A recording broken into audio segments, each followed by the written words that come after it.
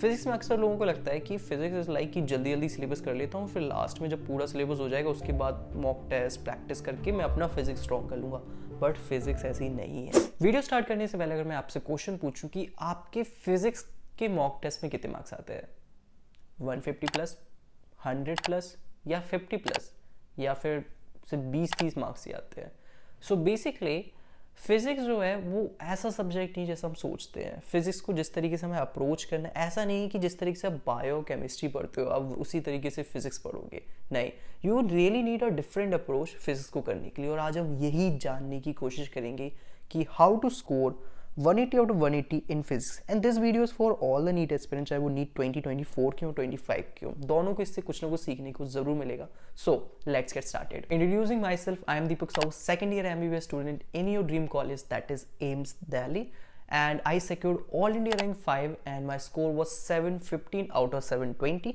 इस वीडियो में हमें कुछ चीज़ समझनी है। सबसे पहले तो हम कुछ अंडरस्टैंडिंग वाले पोर्शन समझेंगे, फिर हम मेथोडोलॉजी देखेंगे कि किस तरीके से आपको अप्रोच करना होता है हर चैप्टर को, फिर हम एक बिगेस्ट मिस्टेक जानने की कोशिश करेंगे, एक बड़ी गलती जो अक्सर स्टूडेंट्स करते हैं ताकि आप वो ना करो, फिर लास्ट में हम देखेंगे अगर आपकी फिजिक्स बहुत ही ज़्यादा वीक है और आपका स्कोर बहुत लो आ रहा है इस वजह से, तो आप किन ईजी चैप्टर्स के साथ स्टार्ट कर सकते हो और आपको क्या करना चाहिए। ठीक है, तो आपको समझ में आ गया होगा कि आपको वीडियो को एंड तक ज़रूर देखना है। Okay, coming to the understanding portion is that बहुत से लोगों को लगता है कि फिजिक्स टीचर पे डिपेंडेंट होती है। यस, ये टीचर पे डिपेंडेंट है, बट ये आप पर भी उतनी ही ज़्यादा डिपेंडेंट है, टीचर से ज़्यादा ही डिपेंडेंट है।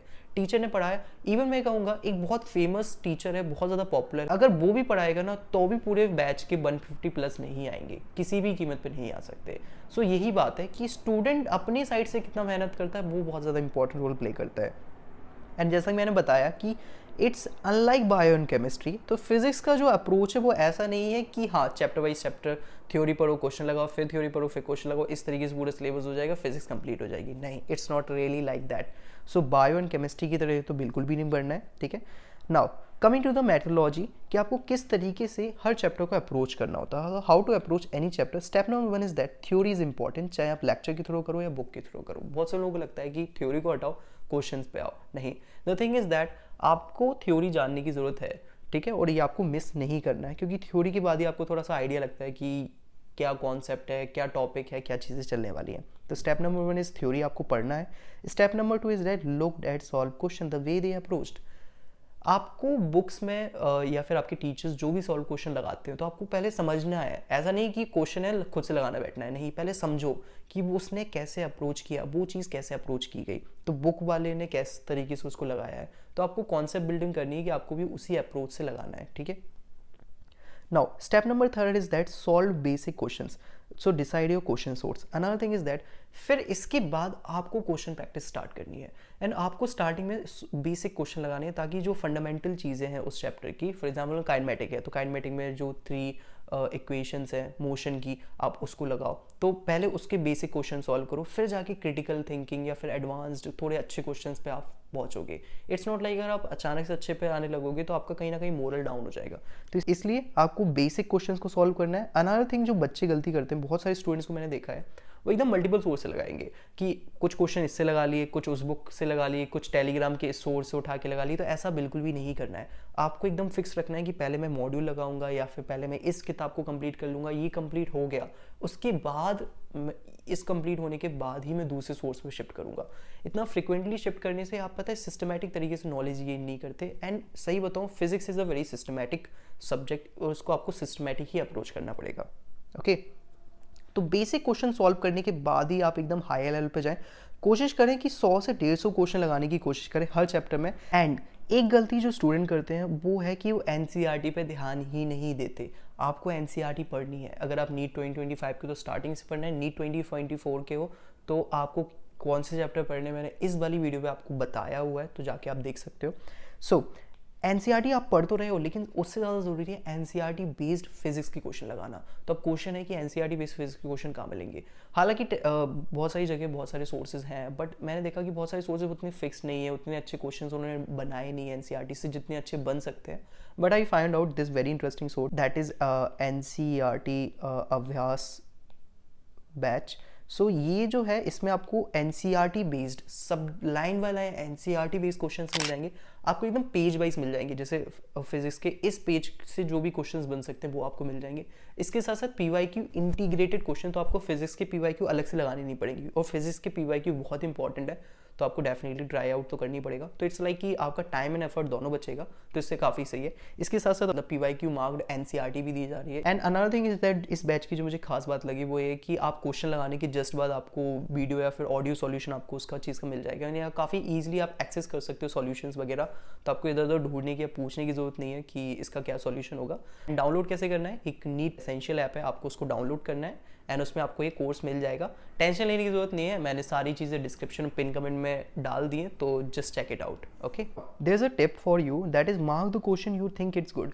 तो जब आप क्वेश्चन प्रैक्टिस करते हो किसी बुक या सोर्स से, तो जो भी अच्छे अच्छे क्वेश्चंस होते हैं उन्हें मार्क कर लो, बिकॉज कहीं ना कहीं वो आपके रिवीजन में बाद में काम आने वाले हैं। ठीक है, अब अनदर थिंग इज दैट कि बहुत से लोगों को न्यूमेरिकल्स अप्रोच करने में प्रॉब्लम आती है। तो न्यूमेरिकल को कैसे अप्रोच करना है, लेट मी टेल यू। सबसे पहला है कि क्वेश्चन को केयरफुली रीड करना है, वो किस टॉपिक से है, वो क्या पूछना चाह रहा है, उसमें क्या इन्फॉर्मेशन दी हुई है, वो एग्जैक्टली क्या पूछना चाहता है। वो अगर वो लास्ट में मास पूछना चाह रहा है तो वो किलोग्राम में पूछना चाह रहा है, ग्राम में पूछना चाह रहा है, बिकॉज यूनिट भी बहुत ज़्यादा इंपॉर्टेंट मिस्टेक वाला पार्ट रखता है।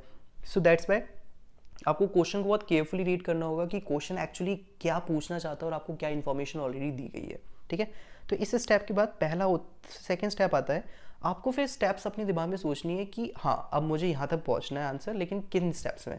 पहले मैं इन चीज़ों का यूज़ करके ये वाली वैल्यू निकालूंगा, फिर इस चीज़ का यूज़ करके यहाँ से ये निकालूंगा। तो you have to plan out a way, आपको एक रास्ता अपने दिमाग में तैयार करना है कि आप कैसे आंसर तक पहुँचोगे। ठीक है, फिर आता है डिसीजन वाला पॉइंट। फिर आपको चीज़ों को डिसाइड करना है कि ये वाला प्लान मेरा सही है एंड मैं अब इस पर फोकस करूंगा और मतलब इसको अप्लाई करूंगा, और फिर फॉलो करना है व्हाट यू डिसाइड। ठीक है, सो रिवीजन के लिए जब कभी भी आपको किसी चैप्टर का रिवाइज करना होता है, फॉर एग्जांपल अगर मुझे काइनेमेटिक रिवाइज करना है या ग्रेविटेशन रिवाइज करना है, तो सबसे अच्छा सोर्स मैं मानता हूँ पीवाईक्यू। तो PYQ is a very important source. अगर आपको कुछ भी रिवाइज करना है तो पीवाईक्यू उसका काफ़ी अच्छा सोर्स है फिजिक्स में। अब हम बात करेंगे the biggest trap of physics. Yes, physics में एक ऐसी जगह जहाँ स्टूडेंट अक्सर फंस जाते हैं, वो है the rat race, that is rush culture. Physics में अक्सर लोगों को लगता है कि फिजिक्स इज लाइक कि जल्दी जल्दी सिलेबस कर लेता हूँ, फिर लास्ट में जब पूरा सिलेबस हो जाएगा उसके बाद मॉक टेस्ट प्रैक्टिस करके मैं अपना फिजिक्स स्ट्रॉन्ग कर लूँगा। बट फिजिक्स ऐसी नहीं है। आपको जो स्टार्टिंग वाला पोर्शन है, मैकेनिक्स का पोर्शन है, स्पेशली मैकेनिक्स, उसमें आपको काफ़ी ज़्यादा फोकस करना होता है एंड वही फिजिक्स का बेस तैयार करती है। अगर आप उसमें भागने की कोशिश करोगे तो आपको वो ज़्यादा अच्छे समझ में नहीं आएगा। और आपको ऐसा नहीं है कि फिजिक्स इज़ लाइक एक फॉर्मूला है, उसमें वैल्यू पुट करनी आंसर आता है, नहीं, ऐसा कभी नहीं होता। आपको लॉजिकली चीज़ों को देखना होगा, आपको लॉजिकली चीज़ों को बिल्डअप करना होगा, तब जाके आपको समझ में आएगा। इसलिए भागने की ज़रूरत नहीं है, ग्रेजुअली सीखने की ज़रूरत है। आपको ऐसा लगेगा कि आपका टाइम ज़्यादा जा रहा है, बट ये टाइम आपको बाद में पे ऑफ हो रहा है ना, ये टाइम, क्योंकि इसी से मार्क्स आने वाले हैं, इसी से आप अच्छा करने वाले हो। भागने से या फॉर्मूला रटने से आप अच्छा नहीं करने वाले हो फिजिक्स में कभी भी।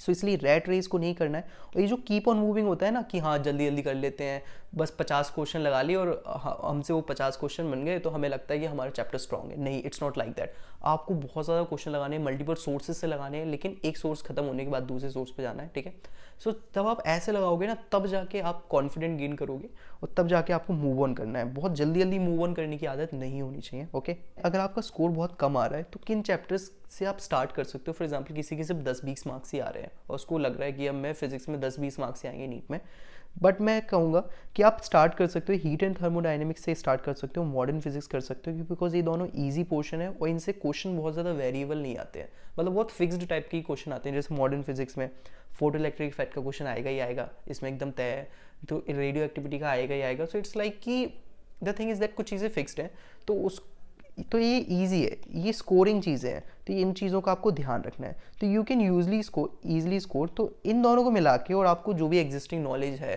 बाकी में भी तो ऐसा तो होगा नहीं कि आपको पूरा ही मैकेनिक्स नहीं आता, उसके भी आप 1-2 क्वेश्चन तो बना ही लोगे ना, इलेक्ट्रोमैग्नेटिज्म की भी 1-2 क्वेश्चन बना लोगे। तो इस तरीके से देखा जाए एटलीस्ट आप 70-90 तो मार्क्स स्कोर कर लोगे। तो 0 के बदले it's better to score at least 70-90 score, और फिर आप और मेहनत करोगे तो डेफिनेटली आप 100-120 प्लस भी कर सकते हो, इसमें कोई बुरी बात नहीं है। सो इन दोनों में फोकस करने के बाद आप ऑप्टिक्स, मैकेनिक्स और इलेक्ट्रोडायनेमिक्स में फोकस करो। यहाँ पे मैंने एक टेबल आपको प्रोवाइड किया है जिसमें मैंने बताया कि एक अगर हम क्वेश्चन देखें तो मॉडर्न फिजिक्स और इलेक्ट्रॉनिक्स से 8 क्वेश्चन आते हैं, मैग्नेटिज्म से 7 आते हैं, एसएचएम वेव से 3, ऑप्टिक्स से 4, इलेक्ट्रोस्टैटिक्स एंड इलेक्ट्रिसिटी से 11 क्वेश्चन आते हैं, हीट एंड थर्मोडायनेमिक्स से 4, मैकेनिक्स से 13 क्वेश्चन आते हैं। सो इस चीज़ का ध्यान रखो एंड इसके अकॉर्डिंग भी प्लान कर सकते हो, ठीक है। सो या that is it for today's guide. I hope so आपको समझ में आ गया होगा कि आपको फिजिक्स को किस तरीके से अप्रोच करना है और क्या गलतियाँ नहीं करनी है, ओके। एंड या that is it. Thank you so much guys for watching this video. Meet you soon, very soon in the next video.